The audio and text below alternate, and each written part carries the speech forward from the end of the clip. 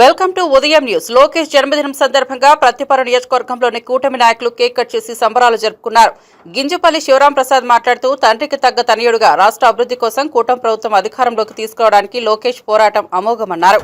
ఉన్నత చదువులు చదివిన లోకేష్ దావోస్ నుంచి ఏపీకి పరిశ్రమల ఏర్పాటుతో రాష్ట్రాన్ని మొదటి స్థానంలో ఉంచిన యువనేత లోకేష్ అని కొనియాడారు. ఈ కార్యక్రమంలో గింజపల్లి శివరాం ప్రసాద్, కుర్రి సుబ్బారెడ్డి, పెంటారెడ్డి, అయినంపూడి నాగేశ్వరరావు, పమిడి శ్రీను, పలనాడు శ్రీను, అభిమానులు, కార్యకర్తలు పాల్గొన్నారు. మన యువ నాయకులు నారా లోకేష్ బాబు గారి 42వ పుట్టినరోజు సందర్భంగా మన తెలుగుదేశం పార్టీ ఆఫీసులో నాయకులు, కార్యకర్తలు అందరం కూడా ఆయనకి అభినందనలు తెలియజేసుకుంటూ పుట్టినరోజు కార్యక్రమం జరుపుకోవడం జరుగుతుంది. నారా లోకేష్ గారిని మరి గతంలో వైసీపీ వాళ్ళు ఇష్టం వచ్చినట్టు మాట్లాడటం, పేరటం జరిగింది. ఆయన ఏందో నిరూపించుకున్నారు. ఆయన పాదయాత్ర మొదలుపెట్టినప్పుడు అనేక ఇబ్బందులు పెట్టిన వాళ్ళ తాతగారి ఎన్టీ రామారావు గారి ధైర్యంతో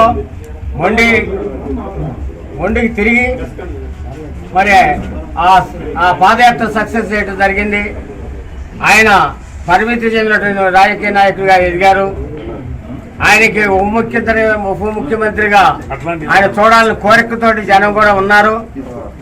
పోతే అట్లాగనే నారా లోకేష్ గారు ఆయన ఇంకా అనేకమైనటువంటి పుట్టినరోజు జరుపుకుంటూ ప్రజల్లో ఉంటూ తెలుగుదేశం పార్టీని ముందుకు నడిపించగలరని మేమందరూ ఆశిస్తూ ఆయనకి శుభాకాంక్షలు తెలియజేసుకుంటున్నాం.